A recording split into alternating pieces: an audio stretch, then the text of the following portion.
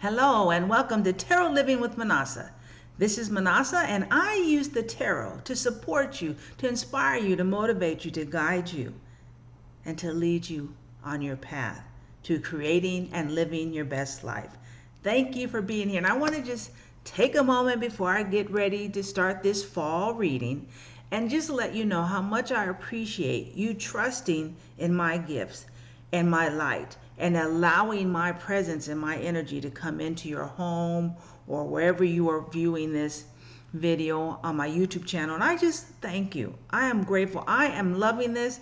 I'm loving doing these. I'm loving doing my podcast. I'm just loving doing so many things. And I want to thank you for this opportunity, for having the consciousness to allow and make room for us to connect in this way. So I do want to let you know that I have a new podcast episode up. And again, to always think about, this is the end of the year. How do you want to end this year strong and start 2022 connected, guided, feeling empowered? And I want to invite you to think about receiving and signing up for the Daily Tarot Text, or a Daily Dose of Tarot. Yes, I renamed it, the Daily Dose of Tarot, so that you can get used to seeing the tarot, to hearing from your angels, from hearing from your spirit guides, from hearing from your higher self, so it's not so foreign. A lot of people are like, no, Minnassa, it's because you have that gift. And yes, I do have that gift, but that gift is to invite you, to open the path, to show you the beauty of connecting with those energies. And so thank you for being here.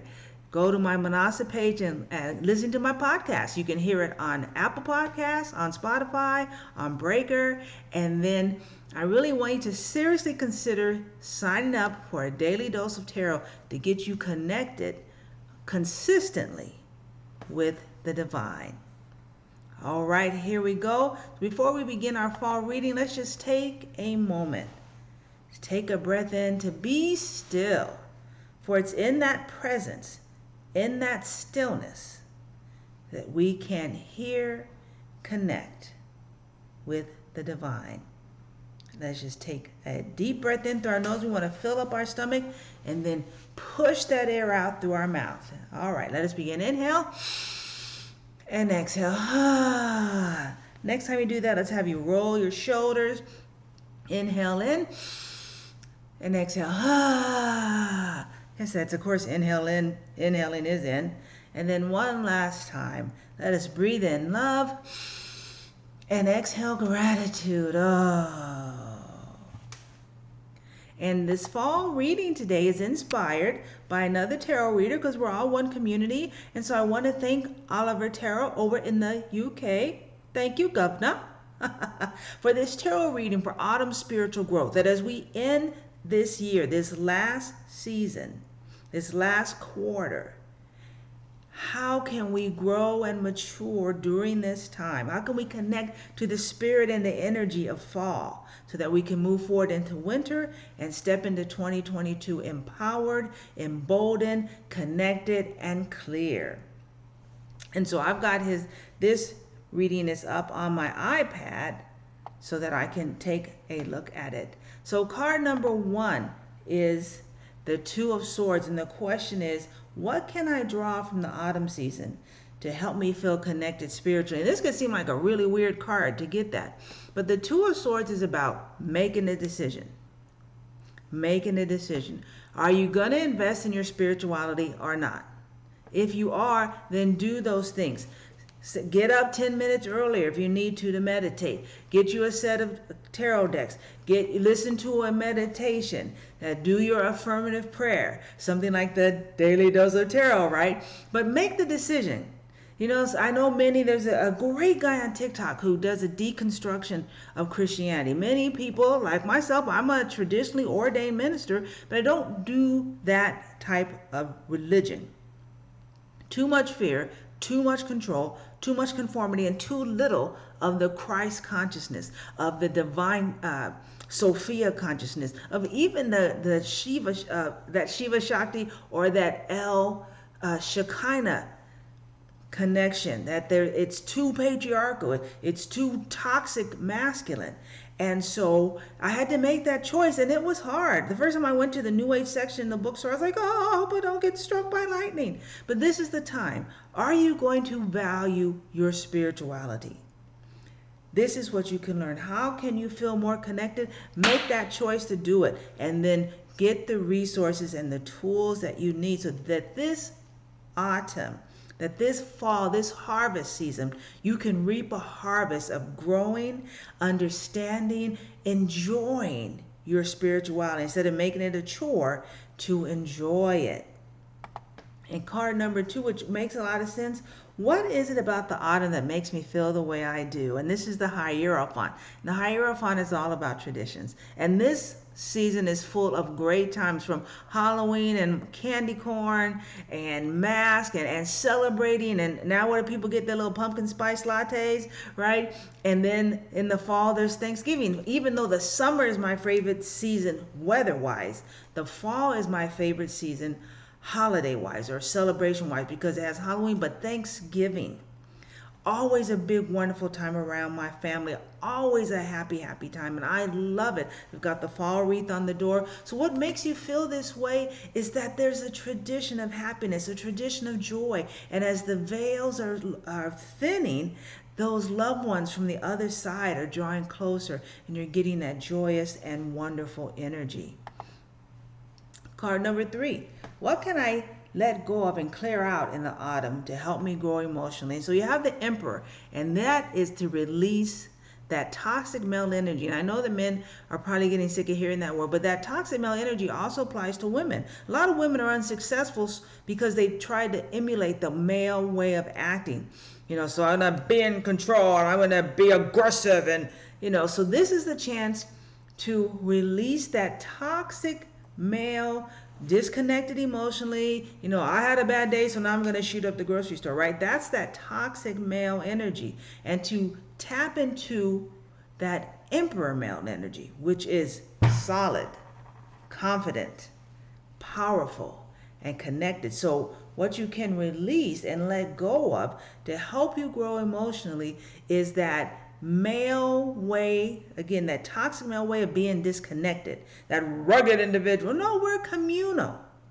So to release that toxic male way of individuality, of disconnection from emotions, and really just release that individuality and be ready to step into community. Our 4th card is, what can I do to connect with nature at this time? And I love it. The 4 of Swords. Chill the heck out. Chill out. Relax. How about get out in nature? I love it on TikTok. There's a beautiful sister, and she'll say now, this is my advice for you to make friends. Leave the house. And then you'll see it's on a duet, and people are like, oh, just get out in nature.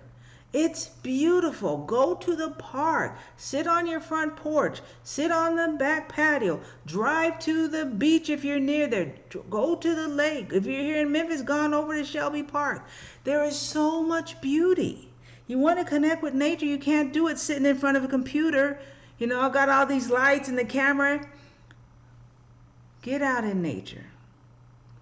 Go to a botanical garden. Walk on the grass. It's so simple. Get out in nature. You want to connect with nature? Get out in nature. Burn some candles. Get you some leaves from outside and make you a little happy space or an altar. Take them with you to work. Bring some of the living of nature with you.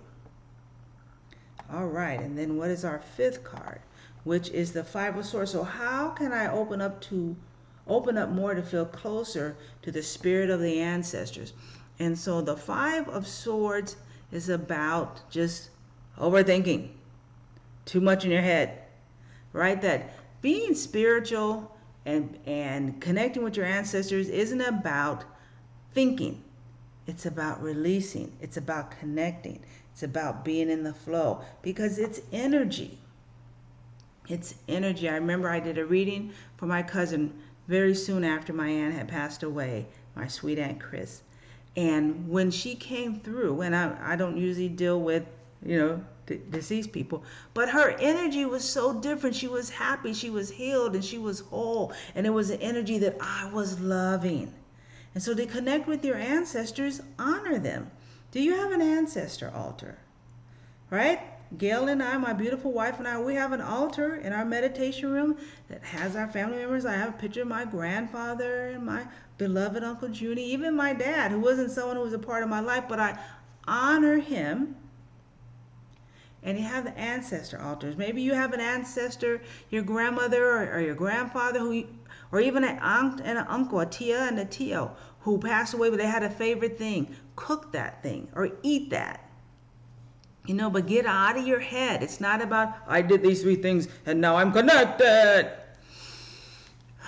Breathe in, release, and connect to your ancestors through good memories, through doing the things that they loved, eating some of their favorite things, and honoring them by having their pictures in your house. Now, I will say that when you have an ancestor altar, that is for deceased ancestors only.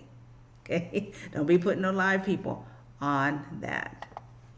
And then last part, what can I do to help me accept any changes I may experience during this time? And it's love, love, love. And be open to love in new ways. Again, get out of your head. Love begins in your heart. Love begins in that beautiful heart chakra. Love. And love is graciousness. And love is patience. And I know my wife would be giggling because I can be so impatient. I know that about myself. So I practice on patience. Be gracious. You want to help yourself experience to how to be able to accept the changes? Be patient with yourself. Be gracious to yourself. Be kind to yourself. And what you give to yourself flows and goes to others. So here's the whole reading. And so what it is that to feel connected spiritually, it's time to make a decision. Are you going to be a spiritually centered person? That means acting from love, acting from joy, acting from faith. If that's what you want to do, then do it. And then get the resources you need. Get a little meditation singing bowl. Get some incense so you can clear the space. Get some crystals like a rose quartz, a selenite, and a black tourmaline. Get your daily dose of tarot. Get your tarot cards. Get around people who are doing that. Read spiritually focused books. Why does autumn make you feel this way? Oh, because it's a beautiful time of the year. As the seasons change, we watch nature do what us humans can get so caught up in doing. Nature releases the leaves and stands forth as we step into the winter in its bareness. It's vulnerable. And it's a time of food and family and fun. And allow yourself to enjoy that. What can you clear out this autumn to help you grow emotionally? Get that Emperor, release that. And it's that toxic male of that individual, that disconnection from community and disconnected from emotion. This can be male or female way of acting. Release that and be ready to step into the beauty of the divine masculine that is healed and whole. What can you do to connect to nature this time? Chill out. 4 of Swords, relax. 5 of Swords for the 5th card. How can I open up to feel closer to the spirit of my ancestors? Get out of your head. They're speaking to you in your heart. Get in a silent place where you can hear them. And then 6, what can I do to help accept any changes? Love. Love. And more love. I'm so thankful to have had this time with you. I won't have a Tarot Tuesday reading because Wednesday, October 6th is the new moon in Libra, and I will put a reading up for that. Blessings to you, and may you draw closer to your ancestors and feel the love and that you are beloved by them and the support that they provide you during this beautiful time. And may the sights, the seasons, and the smells of this beautiful time fill your heart with love, for you are worthy of love. The goddess in me sees the divine and goddess in you.